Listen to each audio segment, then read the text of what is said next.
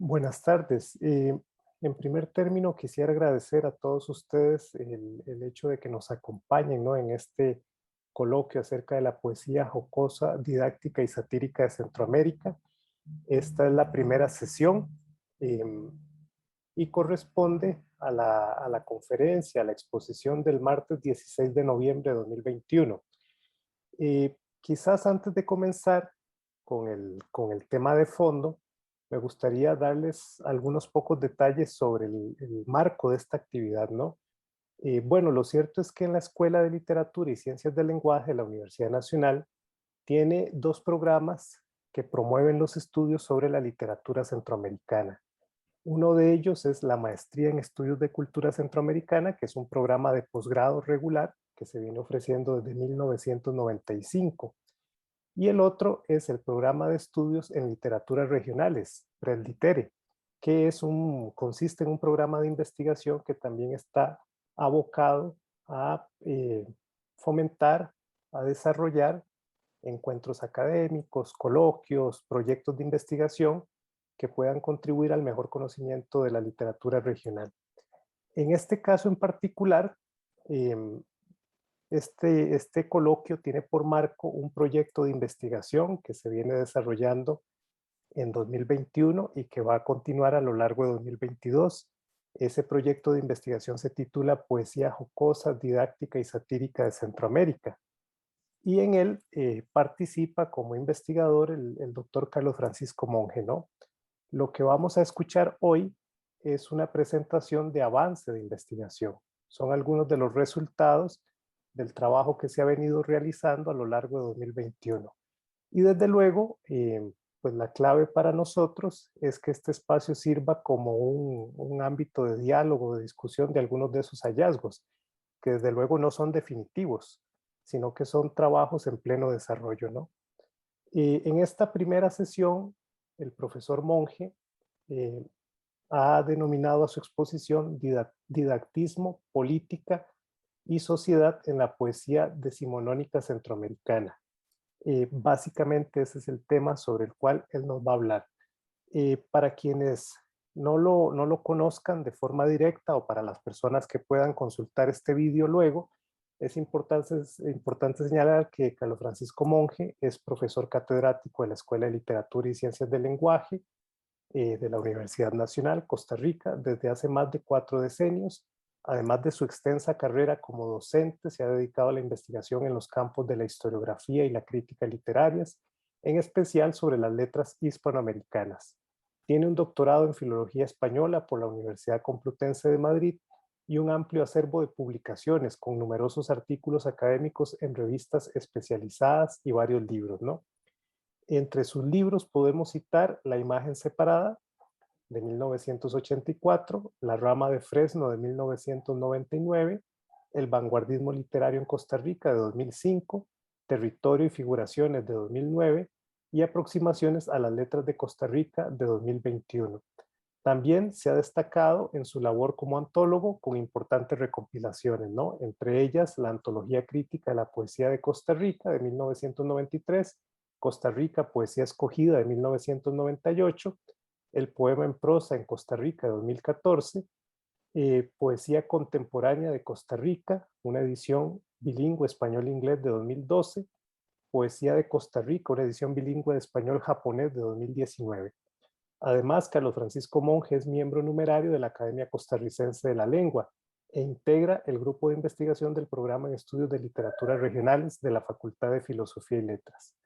Además, tiene una extensa obra poética y recientemente se han publicado dos antologías suyas, dos antologías retrospectivas, Recomposiciones de 2021 y Sin ninguna explicación, también publicado en 2021 por la editorial Universidad Nacional. Antes de darle la palabra a don Carlos Francisco Monge, pues me gustaría nada más rogarles que mantengan el micrófono cerrado y que recuerden, por favor, que al final de la exposición vamos a tener algunos minutos para escuchar los comentarios, las observaciones, las inquietudes que ustedes tengan para el expositor. De nuevo, les agradezco el interés y la atención y voy a dejar la sesión en manos de Carlos Francisco Monge.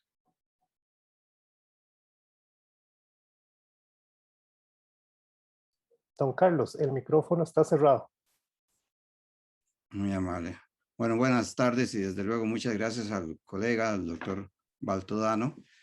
Sé que la sesión se va a grabar y este es un caso poco usual, pero las circunstancias y los tiempos lo llevan a uno a esto. Voy a retirarme de la pantalla para poner un vídeo, es un vídeo fijo, una serie de imágenes que nos van a servir de guía, tanto para la escucha como mi propia exposición. Entonces, con el permiso de la audiencia, vamos a ver este material y me van a oír al respecto.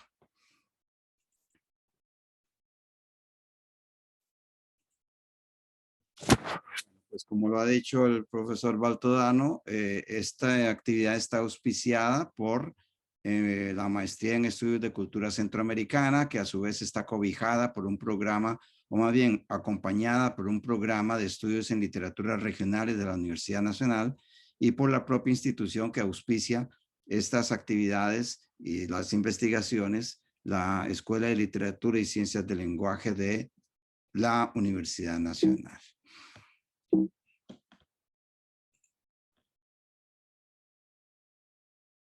El proyecto de investigación efectivamente que es el que cubre todo es el que acaba de denominar el profesor Baltodano, poesía jocosa, didáctica y satírica en Centroamérica. Lo tenemos a cargo el doctor Baltodano y quien les habla, como les he dicho, auspiciado por la Escuela de Literatura y Ciencias del Lenguaje. El coloquio es esto, efectivamente es una presentación de avances y en la primera sesión que vamos a empezar inmediatamente, mi tema es el didactismo, política y sociedad en la poesía decimonónica centroamericana. Mañana vamos a tener la segunda sesión a cargo del colega del doctor Baltodano. Los propósitos del proyecto efectivamente han sido, el proyecto de investigación ha sido la recuperación, como ustedes lo observan ahí, una recuperación crítica y analítica de nuestro patrimonio literario centroamericano, que va a concentrarse por lo pronto en el siglo XIX, que dentro de lo que se podría pensar, no se ha estudiado con suficiente detenimiento, a pesar de que ha habido un gran siglo de producción intelectual, el siglo XX, pero sobre el siglo XIX la crítica lo ha tenido un poco abandonado y eso lo hemos venido confirmando con nuestros trabajos críticos. Y uno de los aspectos de las letras centroamericanas decimonónicas es la tendencia a que los escritores desarrollen su ejercicio literario en función de otros asuntos, de asuntos sobre todo de orden político. Por eso es que quisiera que veamos a modo de hipótesis, de certeza provisional, el plantear que los orígenes de la poesía centroamericana, la función ancilar, quiero decir, de la poesía centroamericana, está en el siglo XIX. La poesía llamada comprometida, por ejemplo, la poesía social, la poesía testimonial, puede tener sus orígenes en este momento. Función ancilar que me atrevo a ponerle como adjetivo una función transitiva a la manera análoga de los verbos transitivos en relación con los verbos intransitivos en nuestras gramáticas, ¿no? Eso lo vamos a ver inmediatamente. Y me centraré efectivamente en este caso, en la poesía didáctica como parte de una manifestación mayor, la formación de una nueva literatura que corresponde al siglo XIX, es decir, al periodo republicano. Ahora, cuando nosotros pensamos en la poesía didáctica, estamos hablando de cómo es que se puede o se pudo haber manifestado en la Centroamérica del siglo XIX que les acabo de mencionar. Partamos de un asunto muy básico, muy elemental, es decir, acudamos a la etimología. No debemos perder de vista que la palabra didáctica viene del griego tardío didactikos, que es un derivado del verbo didasco, es decir, yo enseño. De ahí, por supuesto, viene todo lo que hoy día conocemos como didáctica. Pero la diferencia al respecto ya no tiene que ver propiamente con la pedagogía, con la educación como un hecho formal, sino con un efecto inmediato en el ejercicio de la literatura que se va modificando a lo largo del siglo XIX. Porque ya es desde principios de este siglo, del siglo XIX, que se comienza a detectar la figura del poeta como un guía, efectivamente, como un depositario de un saber. No es por azar que se habla de la voz autorizada, vean ustedes, autorizada, porque estamos hablando de un autor que se da por conocedor, por sabio, por depositario de unos conocimientos, es decir, como una especie de autoridad. Esta idea viene de muy lejos. Esto, desde luego, esto hasta desde la literatura, desde la cultura grecolatina, se ha partido de la idea de que el poeta es un ser distinto, superior, más sabio, más conectado con otros saberes, con otros ambientes de la existencia, etcétera, y en algunos casos un poco exagerados como un mensajero de los dioses. Pero en este caso no. La sociedad centroamericana de principios del siglo XIX ya comienza a abrirle espacio a esta idea de que el poeta es un individuo de particular calidad intelectual, mental, artística, una vocación específica, pero que lo lleva precisamente a esto, a cultivar, como veremos casi que inmediatamente, a cultivar esta idea muy propia de la Ilustración, si bien eso viene desde la cultura grecolatina, esta idea de que una persona debe enseñar y deleitar. Es decir, en el caso de los poetas centroamericanos, como lo veremos casi de inmediato, serán aquellos escritores que entiendan que sus poemas tienen que aconsejar, tienen que enseñar a través de una forma literaria entretenida, interesante, llamativa, sugestiva, es decir, unos poemas que resulten particularmente valiosos o llamativos. Y esto nos lleva precisamente al papel, al nuevo papel, porque en la colonia era distinto a la situación, el nuevo papel que el escritor centroamericano comienza a adoptar desde los primeros decenios del siglo XIX. Pues vean ustedes cuál es la situación de la poesía centroamericana. Por lo observado en el corpus, hay que tener en mente que nosotros hemos estudiado, hablo desde luego también por el colega, el doctor Baltodano, nosotros hemos estudiado dos grandes vertientes. Por una parte, la poesía didáctica y por otro, la poesía humorístico-satírica, sobre la cual vamos a tener una charla mañana. Pero hemos detectado una suerte de bifurcación ideológica. Por una parte, porque la poesía didáctica, en el fondo, es conservadora de valores de una tradición. Aconseja, estimula una conducta, censura formas de acción social, de una moral que se consideraría inconveniente, inapropiada, etcétera.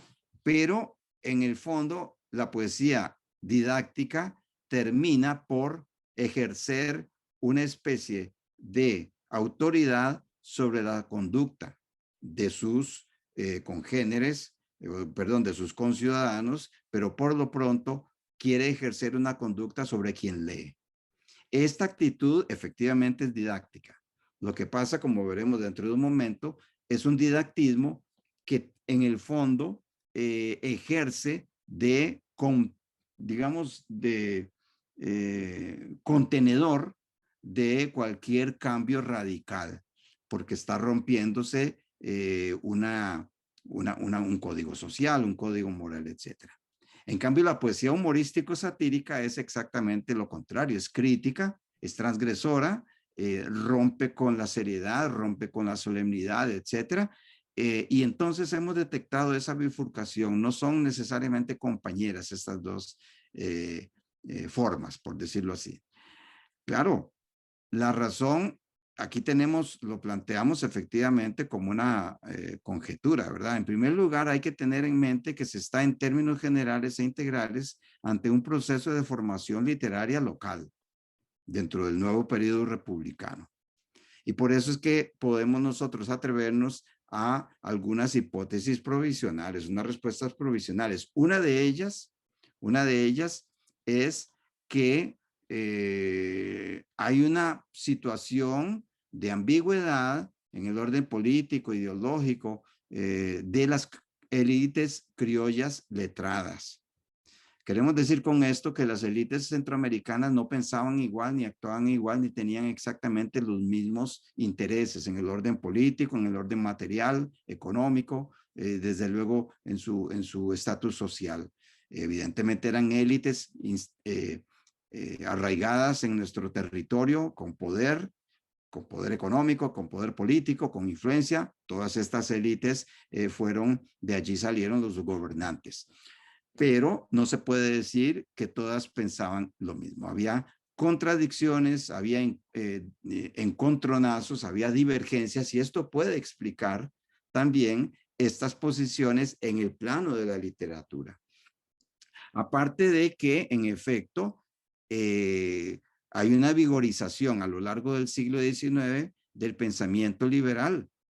Un pensamiento liberal que lleva a varios asuntos. Primero, a las grandes luchas, que eso sí que fueron luchas literalmente de tipo civil, de tipo militar, etcétera, por configurar una nueva forma de vida social.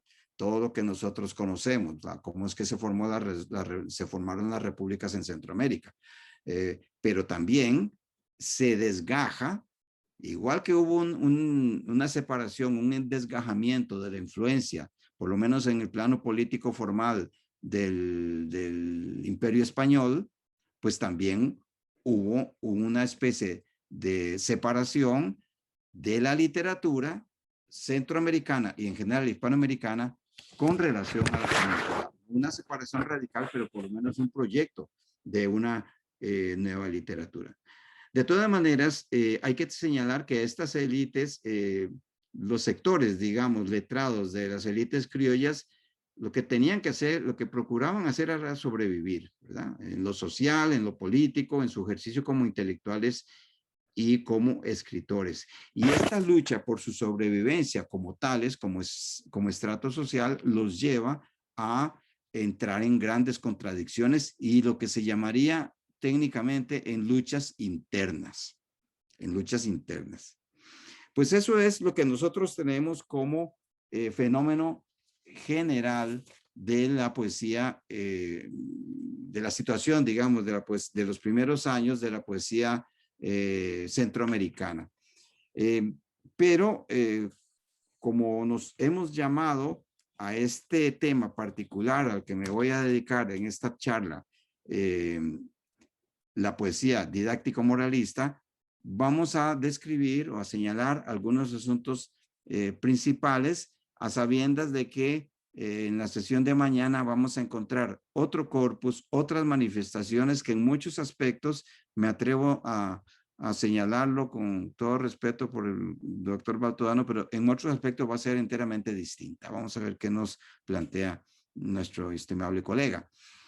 Pues nada más para orientarnos un poquillo, pues vamos a señalar los 4 documentos que a mi modo de ver, las 4 manifestaciones principales que a mi modo de ver representan o rellenan este espacio de la poesía didáctico-moralista centroamericana. Hemos dado con 4 principales documentos. El primero es este que se titula La tentativa del león o el éxito de su empresa, que es un largo poema escrito por un personaje, Matías de Córdoba. A veces ponen Córdoba con V, pero se trata de Matías de Córdoba, un intelectual, un político y hasta un soldado que nació en Chiapas. Tengan en mente que Chiapas pertenecía todavía a esta región que se llamaba la Capitanía General de Guatemala. No había pasado a manos, literalmente, del territorio mexicano. Él nació en Chiapas y él fue un personaje que luchó por la independencia de Chiapas. Luego Chiapas fue en fin, absorbido por el territorio mexicano, por la República Mexicana. Pero lo que nos interesa es esto, ¿verdad? Es un texto que aparece impreso en 1808, curioso porque está impreso en Madrid.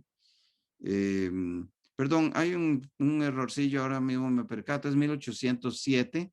No me atrevo a corregir el texto para no desbaratar la exposición, pero bueno, es el primer texto interesante porque por los rasgos que vamos a ir viendo casi que inmediatamente, pero antes de pasar a la tentativa del León, les señalo que el otro material, la otra fuente son unas fábulas de Rafael García Goyena, es decir, un personaje, un intelectual guatemalteco que tuvo mucho que ver con el desarrollo político guatemalteco y desde luego con el desarrollo literario. Vamos a ver las fábulas de García Goyena. También un texto aún más interesante, si es que no fue interesante la tentativa de León, más interesante aún es esta cartilla irónica para estar a la moda. Y les he puesto entre corchetes a la moderna como alternativa porque hay dos versiones. Una primera versión antigua, muy vieja, de origen incierto. Se dice, la crítica lo ha dicho, si bien no lo ha documentado bien, que esa cartilla a la moderna para estar a la moda entró a México hacia 1772 y que de ahí de México salió subrepticiamente por contrabando, escondida en algún saco, en algún costal, a Centroamérica. Por eso es que también, con no menos ambigüedad, la crítica literaria ha atribuido a un tal, perdonen lo que diga, que lo diga así, pero en fin, a un José Tomás de Adalid y Gamero, que fue soldado, que tuvo alguna relación de choque contra con la Iglesia Católica, que tuvo algún poder político. Adalid y Gamero no se sabe exactamente si nació en Nicaragua o en Honduras. Alguna crítica afirma que nació en Nicaragua y que poco después pues viajó a Honduras. Nació nació en 1771 y falleció en 1811. A él se le ha atribuido, y eso es una tarea también que está pendiente porque la documentación todavía no nos da plena seguridad, se le ha atribuido esta cartilla irónica, ya con ese título, cartilla irónica para estar a la moda. Esta cartilla fue motivo de que lo persiguieran, etcétera. Y la cuarta fuente son las sátiras de Antonio José de Irizarry, que fue un peculiar intelectual de mucho arraigo, de mucho prestigio literario, pero que tuvo la curiosidad, tiene la curiosidad biográfica que en realidad él vivió poco tiempo en su Guatemala natal, porque él era un hombre muy activo y terminó viajando por Sudamérica, bueno, por México y por Sudamérica, y recaló casi que la mayor parte de su vida en Santiago de Chile. Por tanto, se le toma en muchas historias literarias como un escritor chileno. Pero él tiene sátiras entre la abundante obra del autor, que también va a tocar como tema don Gabriel Baltodano. Entre la abundante obra de Irizarry están algunas sátiras que tienen como posible, presunto referente la política de su natal Guatemala. Me detengo entonces en el caso de la tentativa de León para explicar algunos datos muy básicos. Como ustedes lo ven allí gráficamente, se trata, pues eso, de la tentativa de León es una fábula, una historia. Resulta que se reúnen unos animales, se narra una asamblea de animales que hablan sobre cómo los ha dominado el ser humano. Esa es la idea, ¿no? Es de tradición esópica. Esa fábula aparece con algunas variantes en Esopo, en alguna fábula de Esopo. Esto tiene algún interés, evidentemente.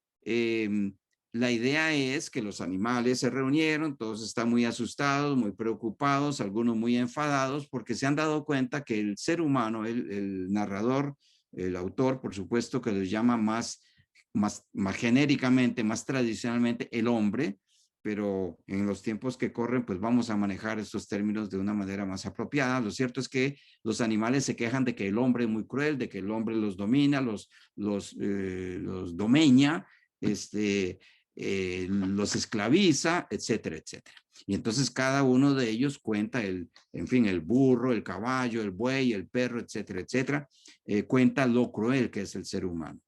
Lo que ocurre es que terminan convenciéndose de que el ser humano es muy astuto, es muy inteligente, que tiene muchas mañas, que tiene muchos recursos y que es imposible dominarlo. Bueno, vean ustedes que en esta extensa fábula, que dicho sea con claridad, resulta para los lectores de entonces muy entretenida, porque lo era, supongo yo que para los jóvenes era aleccionador. De hecho, todavía se maneja en Guatemala este texto como un texto aleccionador, muy interesante, pero que en aquella época pues tenía varias consecuencias. Una de ellas es que hay una ideología oculta, como lo he notado aquí, ¿verdad? Porque es un reclamo de la soberanía y la equidad. Los animalitos, ¿verdad? En fin, el burro, el chanchito, el perro, el león, por supuesto, porque el león es el que se enfrentará en último término al hombre y sale derrotado también, pues terminan planteándose en la obra el reclamo de que tiene que haber soberanía y que tiene que haber equidad. Solo que se dan cuenta que con el ser humano es imposible. El león fracasa, pese a su fuerza, su amenazante presencia, fracasa aún el animal más poderoso, fracasa ante el hombre. Claro, eso tiene que ver con esta digamos, la adopción de parte de aquella cultura letrada criolla de los valores que todavía regían de parte de la Ilustración. Es una cultura que está apenas en los primeros años, en los primeros lustros del siglo XIX. Por tanto, que la influencia de la Ilustración es enorme. Entonces, eso es una cultura letrada que adopta los valores de la Ilustración. Y esos valores de la Ilustración, pues por supuesto que tienen mucho que ver con lo que se enseñaba en España, en Francia, ¿verdad? Pero claro, en el caso de esta obra, ¿cuáles son esos valores? Bueno, pues el valor del honor, de la valentía, la prudencia, la lealtad, el orgullo, la honradez, todo esto que termina por darse por legítimo, porque eso es lo que el ser humano defiende ante los animales. Entonces, el animal que es cobarde sale derrotado, el animal que es taimado, que es hipócrita, sale derrotado, el animal que es débil y miedoso e inútil también sale derrotado. El que baja la cerviz, como el buey, sale derrotado. Entonces, esos aspectos que les servía muy bien al sistema de enseñanza de la época dentro de la propia élite, pues es lo que predomina. Lo que ocurre es que hay una tesis de fondo, como ustedes lo ven allí. La tesis de fondo, que no es nada revolucionaria, ni nada transgresora, ni mucho menos, es esa que queda señalada. Y es lo que señala la tentativa de León, es que el orden establecido hay que acatarlo. Conforme a tres aspectos. Conforme a unas leyes naturales, es decir, los animales están para servirle al ser humano. Unas leyes sociales, hay un orden social establecido en la vida política, etcétera, en la vida social, y desde luego también, muy a la manera de la Ilustración, también hay que acatar las leyes trascendentales, las leyes de la naturaleza, pero que están dadas por una fuerza trascendental más poderosa, entiéndase el Dios. Eso, observen ustedes, que conlleva toda una posición al respecto, con relación a la política, digamos. Sin embargo, les dejo este pequeño dato porque muy a la Ilustración, Matías de Córdoba también admite que la literatura no puede ser nada más moralista, no puede ser nada más de consejo o de advertencia o de admonición. También tiene que ser divertida. Y este es un pasaje de los primeros versos nomás del extenso documento, que eso es un documento de 5 o 6 páginas. No tengo aquí a mano el número de estrofas, pero es un poema muy extenso. Pues comienza diciendo esto, ya desde el verso 5. Cantar deseo, musa, si propicia, de tal conformidad mi voz alientas, que sugiera instrucciones saludables al mismo tiempo que la risa mueva. Bueno, esta idea de la relación entre la advertencia, el consejo, etcétera, y el entretenimiento, la diversión y abiertamente la risa, comienza ya a manifestarse desde los primeros años de la literatura centroamericana, de la historia centroamericana, de su literatura. Como insisto, ya veremos que después el tema o el asunto de la risa, del humor y de la sátira se va a acentuar mucho más a lo largo del siglo. En el caso de las fábulas de García Goyena, en efecto, García Goyena es otro autor, también guatemalteco, conserva y desarrolla el tono e intención ejemplarizantes. Eso está clarísimo, ¿no? Se cambia ligeramente la fábula, porque ya la fábula no es solamente un asunto de orden moral, de enseñar, de advertir, las famosas moralejas que nosotros veíamos en Tomás de Iriarte, en Samaniego y desde luego en Esopo, ¿no? Ahora la fábula es evidentemente un discurso, ¿no? Es una forma literaria distinta de una elegía, de una balada, de una canción de cuna. Evidentemente es un discurso, es un género particular. Pero no solamente es un discurso, sino también un ejercicio intelectual orientada esta forma hacia la crítica social. En el caso de la tentativa de León, no había en rigor crítica social. Todo lo contrario, había una especie de antropocentrismo muy marcado en el sentido de que se glorifica y se legitima, se valida el poder absoluto que tiene el ser humano frente a los demás y frente a la naturaleza. En este caso no, ya García Goyena comienza a germinar esta opción de una literatura de crítica social. Lo que pasa es que, en efecto, mediante la alegoría, se ataca, en efecto, se le planta cara al sistema político. Y esto está relacionado con dos aspectos. Por una parte, denunciar el despotismo. Ya lo había hecho Matías de Córdoba con el ser humano, ¿no? Que no dejaba de ser déspota, ¿no? Para los animales. Pero en este caso ya García Goyena, sin dar nombres, que es muy importante, sin dar nombres, critica todas las formas de despotismo político, que por supuesto lo coteja, lo compara con la necesidad de una democracia, de un mundo democrático, participativo, equitativo, etcétera. De una manera muy general, observen ustedes, muy general, no habla de personajes directos, eso vendrá después. ¿Y cómo lo hace? Pues dentro de la numerosa cantidad de casos de fábulas, porque tiene todo un librito de fábulas, ¿no? Pues aquí yo tengo algunos ejemplos apenas para mencionar, y todos ellos muy citados, muy antologados, muy conocidos en el mundillo este de la literatura decimonónica, ¿no? Uno de ellos es un poema también muy largo, ¿verdad? Que se llama Nuevo Sistema de Gobierno en el Reino Animal, que en cierta medida es análogo a la tentativa de León, porque es otra vez una especie de asamblea. Se reúnen los animales y todos comienzan a dialogar que cómo se podría gobernar mejor el mundo de ellos, ¿no? Entonces cada uno va proponiendo ideas, ¿verdad? Levantan su mano como si fuera un congreso, una asamblea, en fin. Y entonces los animalillos pues van opinando de diferentes cosas, algunos proponen algunas tonteras, otros dicen cosas que se salen del tiesto, del canasto, otras parece que dicen cosas más lúcidas, otros son muy agudos, etcétera, etcétera. Pero claro, esto es una alusión a los cambios que deben ponerse a prueba en el sistema político real.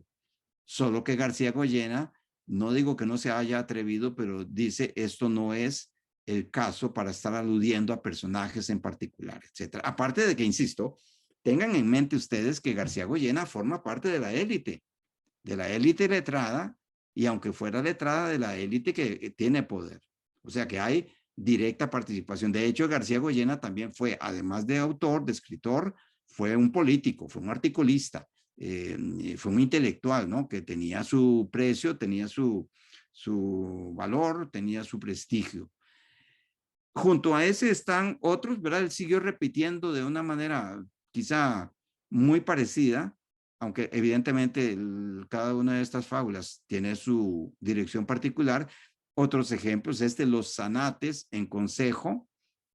Curioso porque hemos visto, don Gabriel y yo hemos visto que la figura del zanate es muy frecuente, se cita mucho, y no solamente en poemas satíricos, también en poemas líricos, en poemas elegíacos. Curioso, ¿verdad? Cómo el zanate, este humilde, bueno, no es un cuervito, ¿verdad? Pero esta avecilla un poco abundosa, ¿verdad? En nuestras calles y barriadas, pues desde entonces estaba allí. Pareciera que los zanates sirven de referencia. Y luego, varios años después, volvió con una tercera fábula con el mismo tono, ¿verdad? Los animales en cortes. No digo yo que todos sean iguales, no es el momento de estarlos explicando, pero lo que importa es esa intencionalidad política, con referentes velados a la situación política de su patria, Guatemala.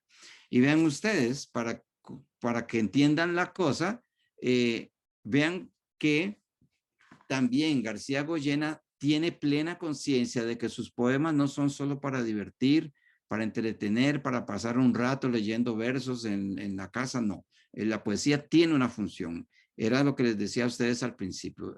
Es muy claro que ya los primeros intelectuales parten de la idea de que la poesía tiene que servir para algo, evidentemente una función política. En su momento, en otra ocasión, podríamos ver qué es lo que ocurre con la poesía lírica, la poesía neorromántica centroamericana, pero eso es tema para otra charla y hasta para otra investigación. Pero diciendo eso, vean ustedes qué curioso que García Goyena tiene conciencia.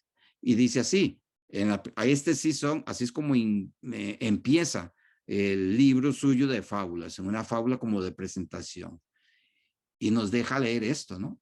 Permite, lector amigo, que mis conceptos proponga sin hacer aplicaciones, porque suelen ser odiosas. Si acaso a algún Aristarco mal mi fábula acomoda, diré lo que dijo Iriarte, que con su pan se lo coma. Bueno, eso está clarísimo, ¿verdad? Dicho de otra manera, al que le cae el guante que se lo plante. Eso nos está diciendo García Goyena.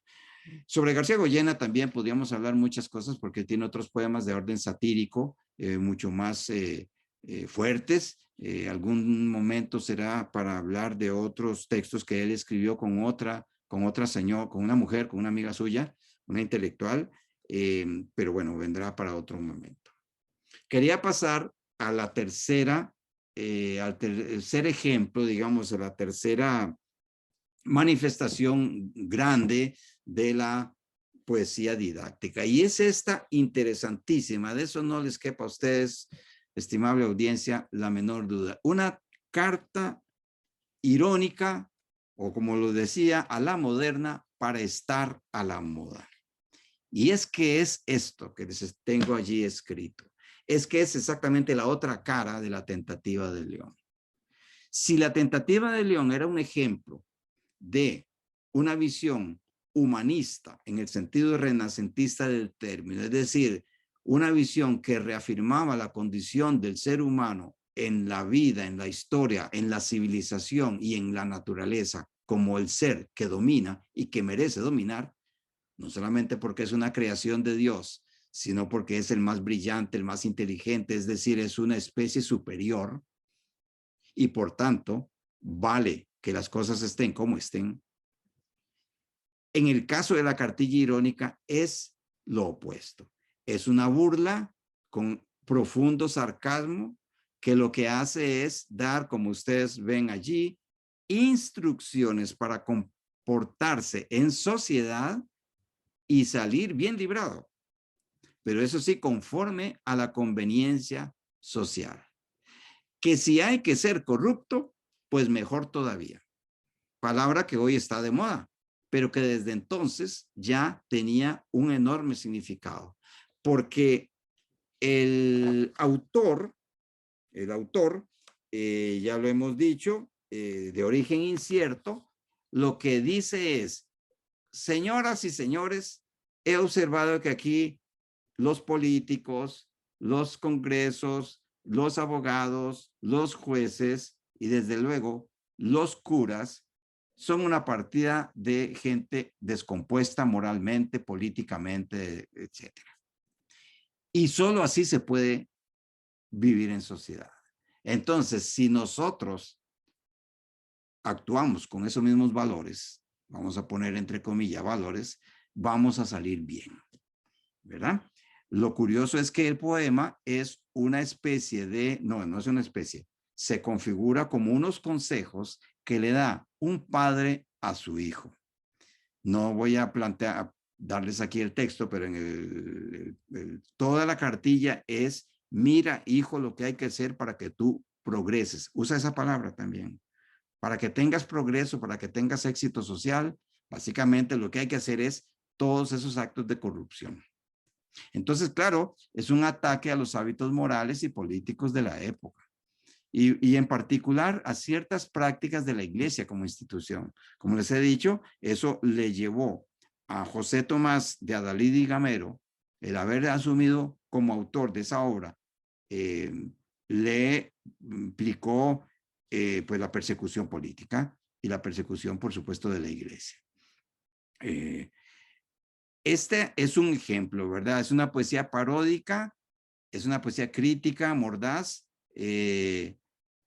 y vean ustedes que a diferencia de aquellos poemas morales de los que les hablé hace unos minutos, ahora es una poesía abiertamente crítica, pero no solamente crítica, sino mordaz, ¿verdad? Ácida, con un lenguaje que sin ser violento usa un gran desparpajo para decir las cosas y con un gran atrevimiento, hay que decirlo así, para la época, para el momento, para la forma como se difundió este texto, era un texto muy, muy fuerte, muy, digámoslo de una vez, muy violento. Entonces se censura, se desacata, etcétera, pero con ropaje literario. Es decir, que no estamos ante un señor que llevaba un papel en la mano y que se puso ahí en media calle, se subió en un banquito para pegar gritos contra la sociedad. No, le da un ropaje literario. ¿Por qué razón? Porque no deja de ser un texto, en fin, con cierto humor, con cierta diversión, etcétera, que comenzó, ahora sí es cierto, comenzó a circular en forma oculta, en forma solapada entre lectores. Y así se llegó pues hasta lo que se tiene hoy, ¿no? Todavía quedó rescatada la obra. Es una poesía, la primera manifestación de una poesía mordaz, que es muy importante desde el punto de vista histórico, porque tengan ustedes en mente que esta obra empezó a circular en Centroamérica.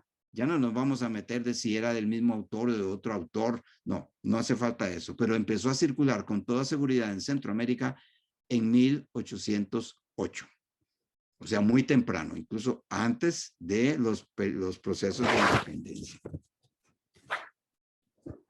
El caso de Antonio José de Irizarry es, como les decía, muy peculiar porque él escribió unas poesías satíricas y burlescas a lo largo de su vida. Ese era el título de su obra que curiosamente aparece en Nueva York en 1867. Es decir, él escribió mucho, abundantemente, pero todo lo reunió ya casi que al final de su vida en 1867.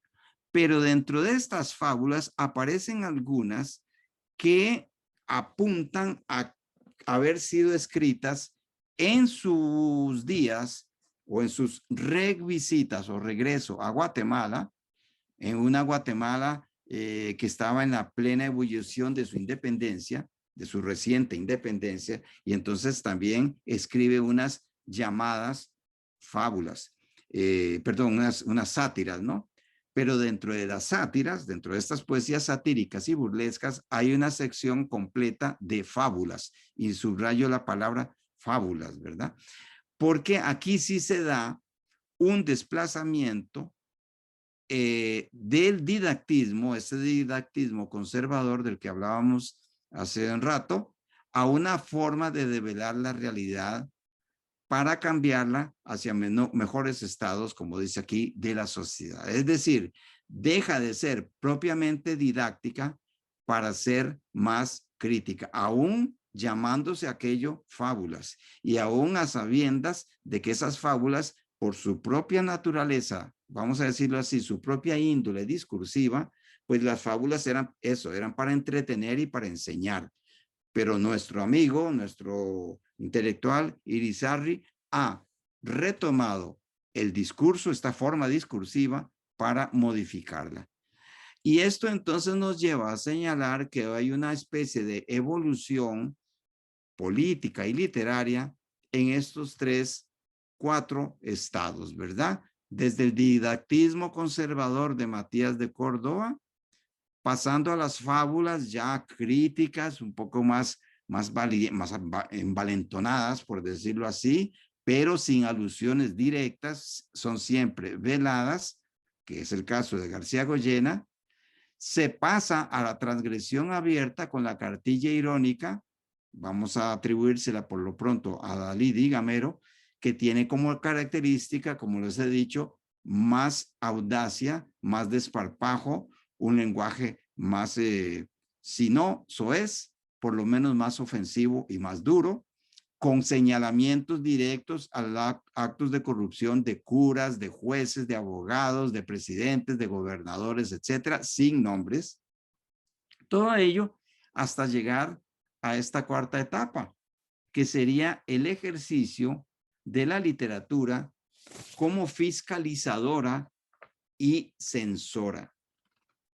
Como ven, ya estamos acercándonos, para decirlo de algún modo, estamos acercándonos a esa práctica de la literatura en Centroamérica que se le otorga, o más bien se le da, se le exige, se le pide una función específica, particularmente una función política. En otras palabras, en términos contemporáneos, la literatura y la poesía en especial tenían que tener un compromiso con la sociedad. Bueno, lo que 100 años después, 120 años después, se comenzaría a denominar la poesía comprometida en Centroamérica. Ese es un aspecto que estamos señalando, ya como grupo de trabajo, como equipo de trabajo, estamos señalando que ese es un asunto que ya comienza a dejar de ser hipótesis, ya se está convirtiendo en un fenómeno palpable de que aquella idea muy de los años 40, 50 del siglo XX, de que hay que hacer una poesía revolucionaria, una poesía crítica, comprometida, testimonial, eso no es de esos tiempos. Eso viene de 100 años antes. Y Irizarry es un ejemplo clarísimo. Evidentemente, el fondo político que tiene la obra de Irizarry es que ha pasado del consejo, propiamente dicho, a una advertencia crítica. Desde luego, este no es el momento ni la sesión para estar poniendo ejemplos porque se extendería mucho, pero evidentemente todas las fábulas de Irizarry con ese título, fábulas, son críticas, son muy políticas, etcétera. Hemos tenido que limitarnos a los pocos textos que tenemos aquí de Irizarry sobre Centroamérica porque en efecto fueron pocos. porque también él hace alusión a la corrupción, a los vicios sociales, a los vicios políticos, etcétera, en Santiago de Chile, en Lima, Perú, en Quito, creo que en Venezuela, en Colombia, porque él estuvo por allí. Él era periodista, él fundó periódicos, incluso que me parece que fundó imprentas, etcétera, y él fue un hombre sumamente combativo. Pero claro, no viene al caso detenernos en qué tipo de crítica hacía a la política de Chile, a la política de Perú, etcétera. Pero sí, si bien poco, vale la pena destacar y rescatar esta labor de Antonio José de Irizarry. Ahora, la crítica, perdón, la didáctica y la crítica, pues parecieran como consustanciales. Pero si nosotros atendemos lo que he comentado hasta aquí, de que la poesía didáctica o el didactismo no siempre garantizaba el cambio social, la censura, etcétera, rara vez se podía ver en la poesía didáctica, sobre todo en los primeros tiempos, una actitud política. Tampoco se puede decir que no era del todo crítica, ¿no? Total, está dando consejos, está advirtiendo, está ejemplificando y quiere ser ejemplarizante, etcétera. Por tanto, se están criticando, revisando, censurando ciertas actitudes, cierta moral, etcétera. Eso está claro. Lo que pasa es que también es cierto que la poesía didáctica no es todo lo crítica que se hubiera podido esperar de ella. Vuelvo a atreverme a adelantar algunos temas. Ya cuando se habla de la literatura satírica, la humorística, la jocosa, ya los papeles cambian mucho. Pero la poesía didáctica, este didactismo que anuncia el título de esta charla, no lo es tanto. Por eso es que he hablado de un binomio complementario, pero al mismo tiempo opuesto. Porque corresponde esta contradicción a esos complejos procesos de la formación de la nueva sociedad centroamericana, vamos a decir por lo pronto guatemalteca durante el siglo XIX. Hay que insistir en un hecho que pareciera muy obvio, muy evidente, pero muchas veces se olvida o con frecuencia se olvida cuando se estudian textos literarios. Y es que las élites, insisto, las élites criollas, las élites letradas no eran uniformes.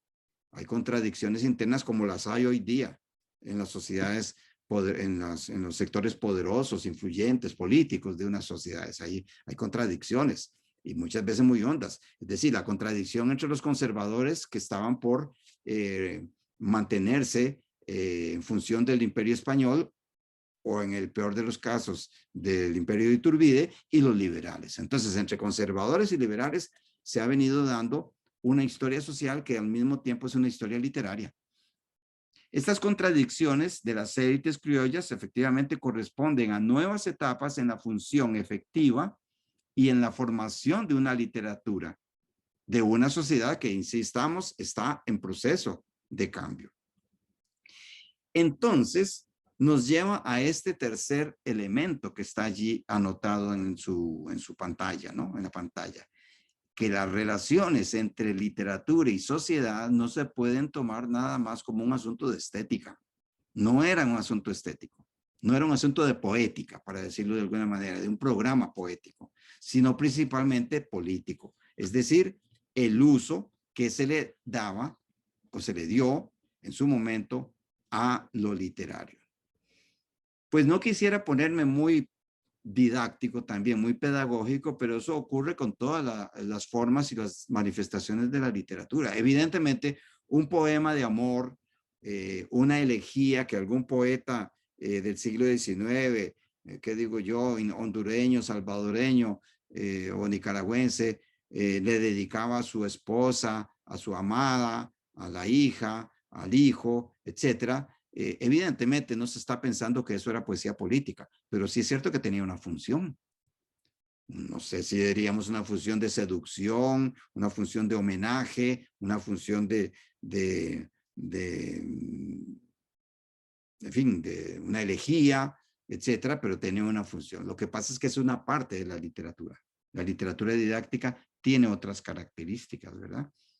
Aquí lo señalo, ¿no?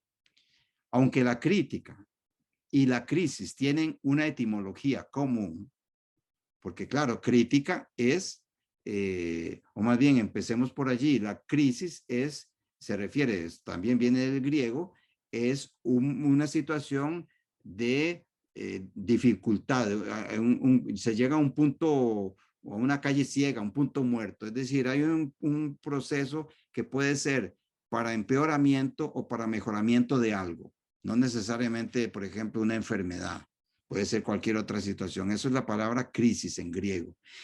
Y eso obliga, una crisis obliga a tomar decisiones para una cosa o para la otra, para resolver o para empeorar, etc. Estamos hablando del griego, ¿no?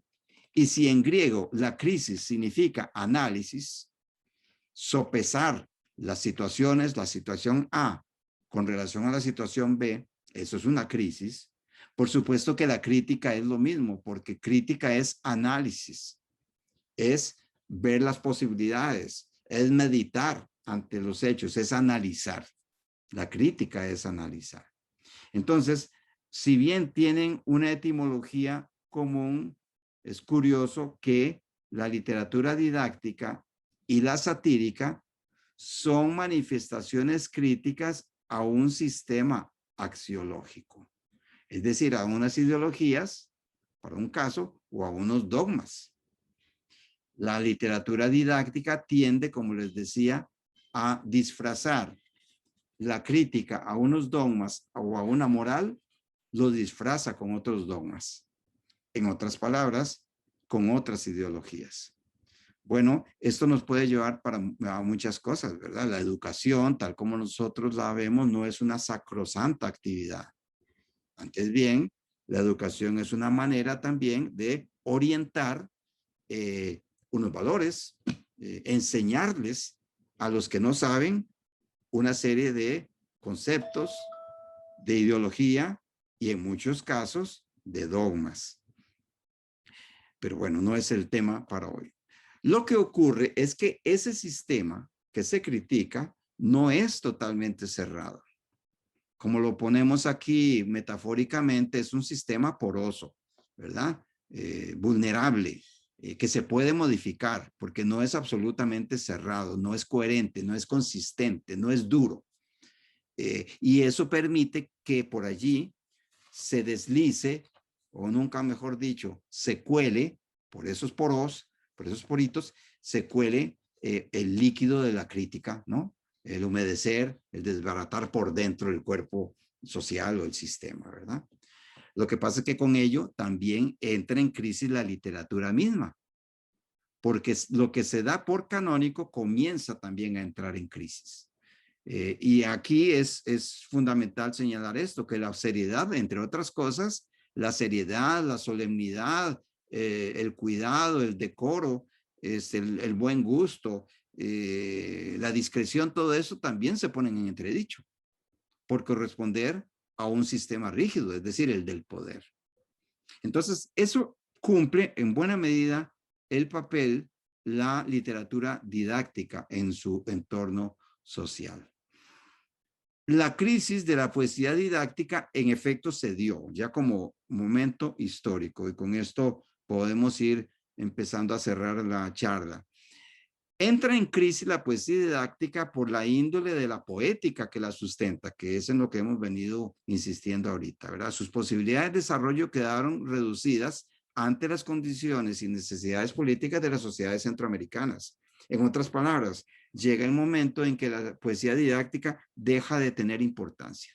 Seguramente quedó alojada en otros momentos. La literatura se decanta por una función más compleja y activa, es decir, se rebasa la enseñanza, la moral o el consejo. Los poetas mismos, estos poetas herederos de la Ilustración también quedan desplazados, por supuesto, en 2 o quizá 3 aspectos. En lo estético, puesto que es una poesía que ya se deja de escribir con el mismo entusiasmo con que se comenzó a escribir a finales del siglo XVIII y en los primeros decenios, en los primeros lustros más bien del siglo XIX. En segundo lugar, queda desplazado en lo histórico porque ya la sociedad es otra. Es una sociedad más preocupada por la política, en aquellos tiempos por la independencia, por decidir si íbamos a ser un solo país, la Federación Centroamericana, o si íbamos a pertenecer al Imperio Mexicano, o si queríamos volver a ser súbditos de la corona, como querían los cartagineses en Costa Rica, las élites cartaginesas de Costa Rica, o bien si íbamos a ser paisitos independientes, cada una de sus provincias. Eso era la preocupación fundamental de la época. Ya no era un asunto estrictamente moral, es decir, se busca otra forma de ejercer el oficio literario. Y por supuesto, les decía que 2 o 3 razones, pues la tercera razón tiene que ver con lo histórico, y es que biográficamente estos autores ya, en fin, la naturaleza cumplió su papel. Es decir, se murieron, o se hicieron ancianos, o dejaron de escribir, lo que fuere, ¿verdad? Entonces desaparecen, se extinguen, si me permiten la palabra, en la historia. Y entonces empiezan a ingresar las nuevas generaciones de poetas, de intelectuales, etc. El pedagogismo, perdón, el didactismo, se quedó alojado en la pedagogía, pero para la enseñanza de la población joven, ¿no? La niñez, la adolescencia. Por esa razón es que todavía, hasta hace algunos años, creo que ya decenios, pues todavía se enseñaban las fábulas de Iriarte, ¿no? Y de Samaniego, y las fábulas de Esopo, como para enseñarles, en fin, a la niñez, una serie de valores, etcétera. Yo no estoy seguro si ya todo eso existe o si nuestros profesores de literatura en secundaria están informados de eso o los ponen a hablar de eso. El pensamiento liberal, por supuesto, recela del dogma, de la doctrina, evidentemente de la unilateralidad ideológica. Bueno, se me fue el pantallazo. Eso sería, amigas y amigos, lo que tenía que exponerles en esta pequeña espacio que ustedes han tenido a bien atender. Muchísimas gracias. Muchas gracias, don Carlos. Bueno, hemos escuchado la exposición y ahora podemos dedicar unos minutos a escuchar comentarios, observaciones, preguntas que ustedes puedan tener para el expositor. Lo podemos hacer de 2 formas, ¿no? La más sencilla y seguramente más amable es que me piden la palabra y yo les permito, les doy espacio para que ustedes de viva voz puedan hacer la pregunta. Y la otra es a través del chat, ¿verdad? Pueden hacer los comentarios o las preguntas por escrito y yo también se las traslado a Carlos Francisco. Bueno, vamos a empezar con Christopher, justamente. Entonces, adelante, Christopher. Muchas gracias, profesor Gabriel, y bueno, especialmente al profesor don Carlos Francisco. Quería hacerle, bueno, algunos comentarios, porque viendo los ejemplos de la poesía que nos mostraron, veo que no prescinde, digamos, de un diccionario como muy racional. Por ejemplo, la palabra conceptos, ¿verdad? No es una palabra que en otro registro poético sea frecuente o sencillo de poner. Y recordaba un texto de Immanuel Kant, que es la Ilustración, y él planteaba que el uso público o que el uso de la razón dependía siempre de un uso público de la razón, ¿verdad? Lo entendía mayormente como a publicar textos de índole ensayístico.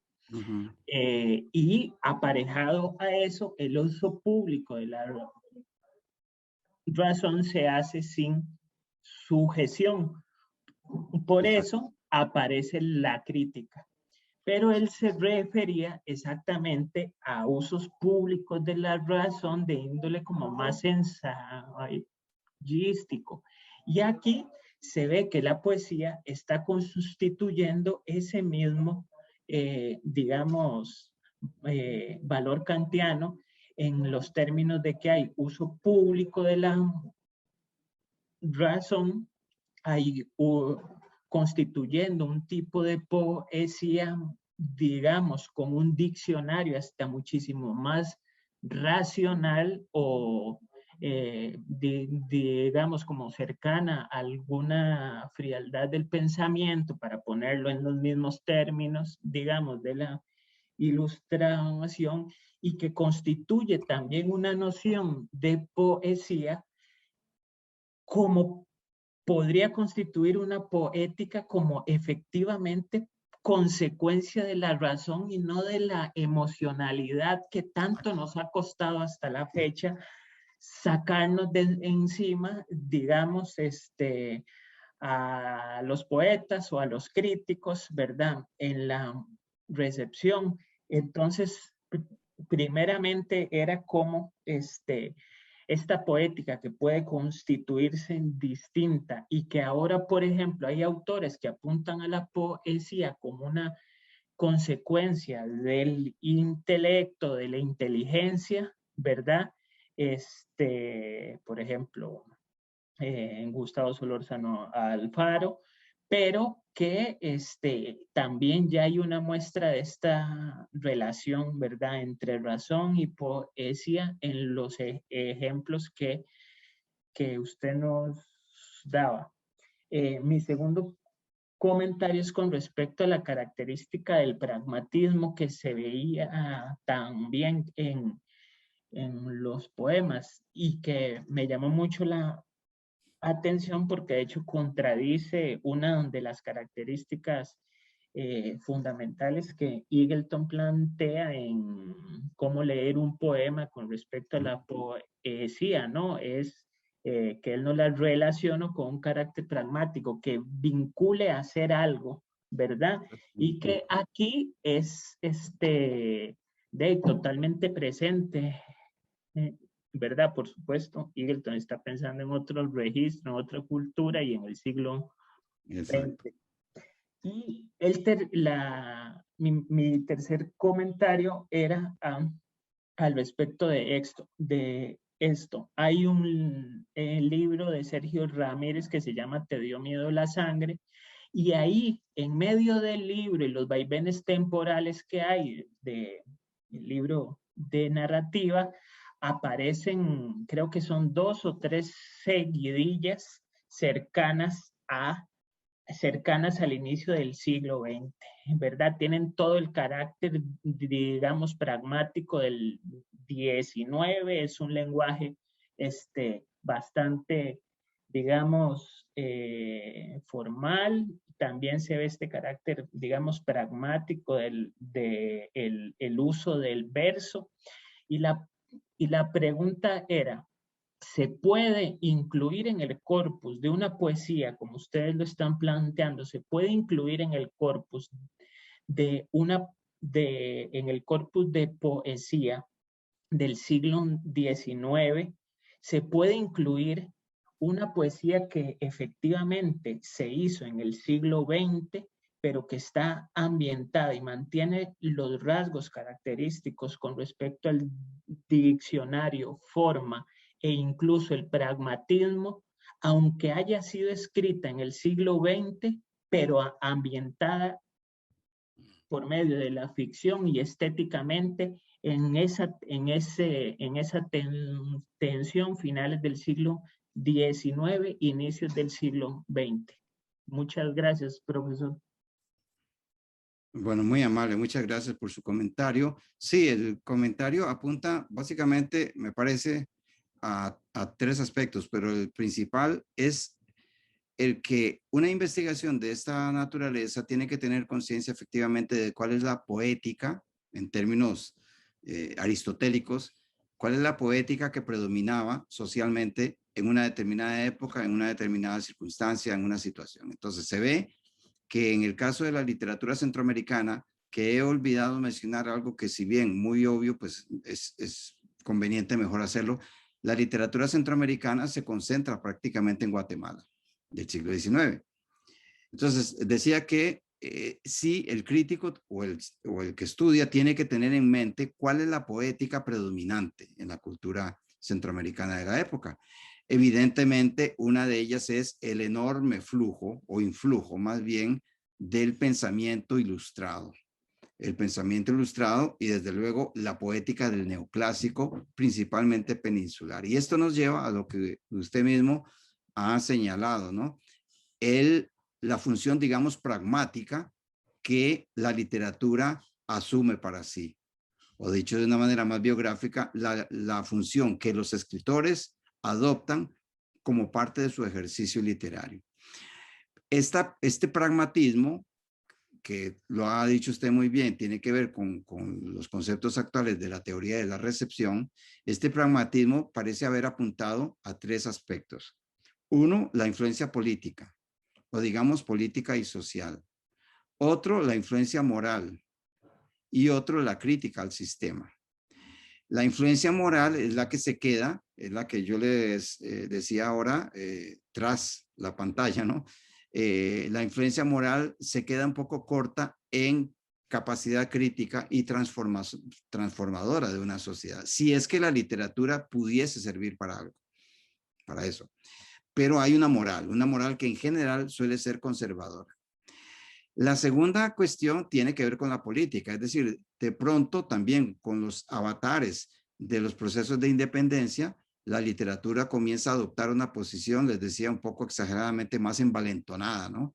Una literatura crítica, de denuncia, etcétera.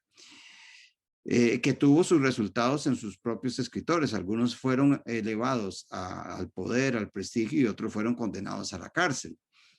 Y el tercer aspecto ya es la transgresión en el orden, no solamente discursivo, sino en el orden moral, con la poesía satírica, con la poesía humorística, con la risa, con la carcajada, etc. Entonces, esos tres aspectos, por supuesto que se tienen que tener como rasgos fundamentales.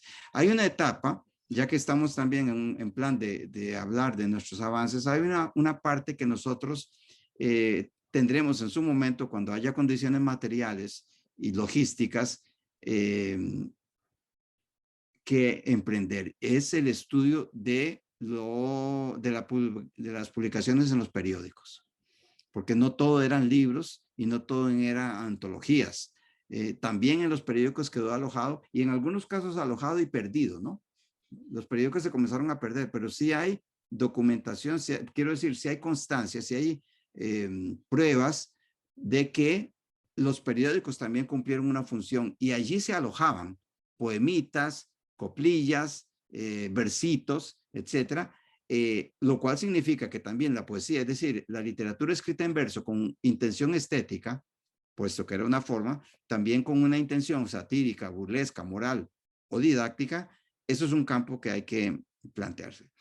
Y el tercer aspecto es más bien, me parece a mí, un caso interesante, porque lo que usted se plantea, digamos, como consulta, terminaría siendo como una especie de simulacro.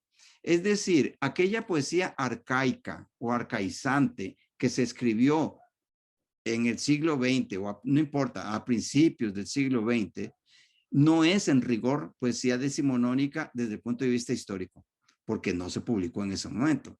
Como eso ocurre, es que ha sido una especie de simulacro, es decir, una copia de las usanzas antiguas. Por tanto, lo que se podría señalar es que de esa poesía tiene rasgos, efectivamente, como usted lo señala, característicos de una poesía, bueno, vamos a usar el galicismo, una poesía de modé, es decir, una poesía arcaica, pasada de moda, que está como fuera del canasto. Lo que ocurre es que eso puede llevar a otras discusiones de un interés específico, y es qué hacer con un tipo de poesía que se escribe en un determinado siglo, por ejemplo, en el siglo XX, pero que tiene todas las características de la poesía decimonónica. Aquí en Costa Rica, por ejemplo, se ha escrito y se publicó mucha poesía que bien pudieron haber publicado buenos poetas románticos o neorrománticos durante el siglo XIX, pero nuestros poetas tenían ese modelo de cultura, ese modelo de poesía y esos códigos que daban por válidos. Eso incluso terminaría ampliándolo con esto, eso podría incluso tendría que ver con esta idea de que cuando alguien dice es que yo quiero leer un poema, primero no le dicen un poema, sino que le dicen una poesía. Me recitaron una poesía y generalmente la idea de la poesía es que son estrofitas de 4 versos con rima, que tiene un lenguaje más o menos sencillo, sentimental, etcétera, como que eso es la poesía. Y eso explica a su vez que de pronto se encuentran con poesía del siglo XX, vamos a decir ya no moderna, del siglo XX, que dicen es que yo no entiendo esto, es que no es como lo que yo creía, es que ya no se escribe poesía como antes. Yo creo, Christopher, que tiene que ver con digamos, esa confluencia de factores para cuando un crítico literario quiere estudiar un material de este tipo. Gracias. Muchas gracias a Christopher también. Bueno, vamos a ver si en tanto aparece alguna otra pregunta final. Yo quería plantear un tema brevemente, un tema que me ha surgido a propósito de la exposición de Carlos Francisco. Vamos a ver, en el siglo XIX hay algunos géneros que tienen una enorme importancia, ¿verdad? Recordamos siempre, o algunas formas literarias, ¿no? El costumbrismo, cierto tipo de literatura, ¿no? Pero hay un tipo de escritura que es muy común, ¿verdad? Que es los manuales de urbanidad y de buenas costumbres, ¿no? Teniendo el manual de Carreño, publicado en 1853, como el máximo ejemplo, ¿no? Y esos manuales estaban muy empeñados, sobre todo el de Carreño, ¿verdad? Que se prepara para un contexto particular. Estaban muy empeñados todos estos manuales en introducir a las personas en la vida moderna y en la civilización. Y entonces le enseñaban a uno buenas maneras. Y había un capítulo incluso dedicado a la urbanidad, ¿no? Para saber cómo comportarse, cómo hacer valer las diferencias en ese nuevo mundo, en esa nueva sociedad que va generando el siglo XIX, ¿no? Y yo me he quedado pensando un poco en la cartilla, ¿no? Porque en el fondo una cartilla como la de Adalid y Gamero es también un rudimento para aprender, ¿no? Una cartilla es como un librito de texto con el cual uno tiene que aprender. Lo que pasa es que aquí estamos frente a una especie de género antagónico del manual de buenas maneras, ¿no? Porque aquí lo que tenemos es un manual en clave irónica, un manual digamos, humorístico, que lo que quiere es mostrarnos a sobrevivir en el mundo moderno y civilizado. Y la única forma de sobrevivir en el mundo moderno y civilizado es teniendo una actitud desenfadada, ¿no? Siendo un cínico. Entonces, muchas veces esta cartilla se parece también a una especie de manual del bribón, ¿no? O como lo sabía también en otros países de Centroamérica, incluido Costa Rica, un manual del pillo, ¿no? Del hombre que tiene que tratar de sobreponerse a todo lo que la sociedad moderna implica, ¿no? Entonces me preguntaba un poco allí si en el fondo el humor, ese humor didáctico, va evolucionando tanto que al final, más que preparar a sus conciudadanos para la vida, los poetas de humor ingenio lo que están haciendo es un poco garantizando la sobrevivencia de la gente más sensible o de algunos sectores cultos, ilustrados, letrados, garantizando la sobrevivencia de esos sectores en un mundo que ya no comprenden y que además les resulta degradante, ¿verdad? O si se quiere, hasta moralmente inferior. Ya no porque tengan una visión moral tradicional o religiosa, están ya en un mundo totalmente laico, sino porque en el fondo, con la modernidad les llega también una cierta conciencia de la crisis del desencanto, ¿no? Y del deterioro. Entonces, si uno podría pensar que esa evolución del didactismo, que es a su vez la muerte del didactismo, en el fondo es la asimilación ya del mundo moderno, ¿verdad? Si uno podría leer a Dalí y Gamero como uno de los primeros centroamericanos, a sabiendas de todas estas polémicas sobre su propia autoría, ¿no? pero si uno podría leerlo como uno de los primeros intelectuales centroamericanos en ser ya desencantados, porque eso me parece interesante en el sentido de que se ha dicho con la literatura seria como criterio para ese juicio, se ha dicho que es el modernismo, ¿no? Ya al final del siglo, el que llega a comprender que el mundo moderno está lleno de paradojas, que es un lugar malo para los sensibles. Pero bueno, parece que este señor, 80 años antes, ya lo intuye, ¿no? Y lo intuye lo suficiente como para tomar los modelos de las cartillas que le venían de México y España, que eran morales, religiosas, y reconvertirlo en una cosa estrictamente moderna.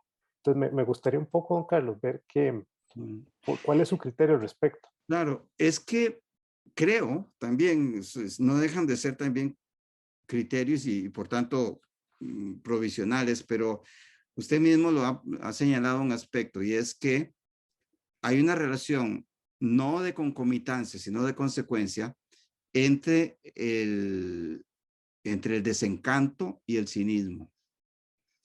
Es decir, no sabemos cuál de los dos viene primero. Tengo para mí que en el caso de la poesía, como en la cartilla irónica, vean, subrayemos ese término, irónica, la cartilla irónica para entrar a la moda, evidentemente es producto de un desencanto. Es decir, hay un autor, un intelectual, un poeta que se planta frente al papel y contempla la historia. Una historia que se le ha derrumbado porque ha descubierto, se ha percatado de que es un mundo insano, profundamente corrupto, etcétera, etcétera. Eso es, por decirlo así, la estructura profunda, para utilizar los términos de la lingüística, ¿no? Y de la semiótica. Esa es la estructura profunda, es decir, tener conciencia y poner en discurso esa manera de leer el mundo, de interpretar su mundo. Que no vamos a decir que estaba equivocado, es evidente que él tenía ese personaje o esa voz tenía esa idea. ¿Cuál es la respuesta? El cinismo.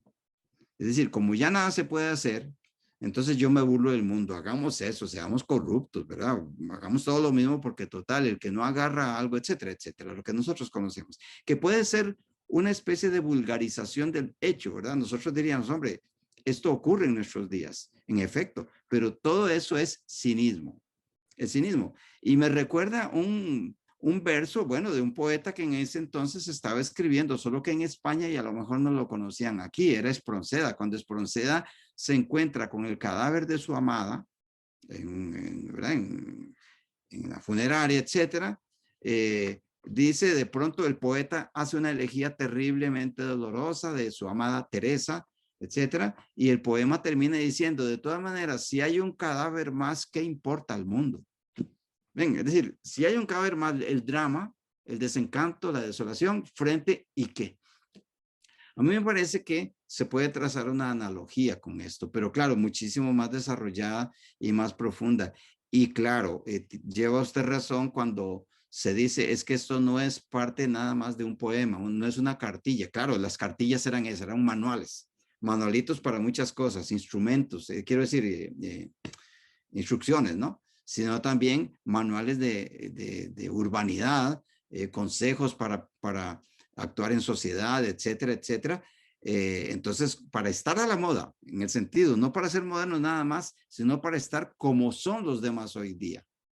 Y eso claro que se asocia a estos otros escritos que no tienen voluntad literaria, si bien voluntad ideológica sí y de sobra, son textos con una voluntad parecida, pero puestos al revés, ¿no? El manual del bribón, el manual del ladronzuelo, ¿verdad? Cómo robar con más eficacia y seguridad, que todos estaban en plan de humor, de plan de sátira, en plan de jocosidad, etcétera. Hasta tiempos modernos, Gabriel, porque aquí en Costa Rica se publicó en 1970, 70 y tantos por allí, un librito del que se tiene poca noticia, poca circulación, un libro que se titula Moralejas.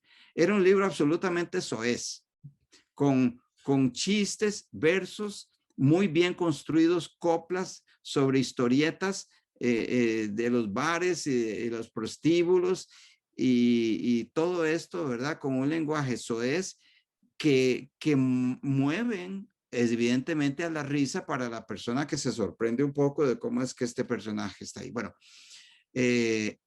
esto es seguramente ya no tanto un resabio, sino una vuelta a ese mundo de lo transgresor, a ese mundo de lo sórdido, ese mundo de que tiene conciencia de que yo no soy un gran autor, pero voy a atacar, para no usar la palabrota, para atacar el sistema, para burlarme de los demás y para decirles aquí las cosas valen igual, ser honrado que ser deshonrado. ¿Y qué tal si pensamos, no, es que ser deshonrado es todavía mejor negocio?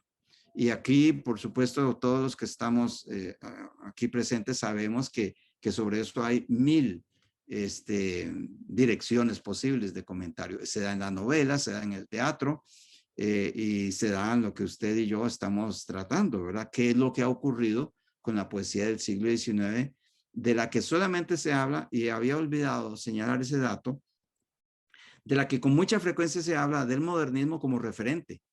Y me parece que eso es un error, primero, historiográfico, ¿no? Porque el modernismo es un fenómeno que se da en los últimos 10 años del siglo XIX en Centroamérica. Y eso se dice muy poco. Y la poesía centroamericana no es el modernismo.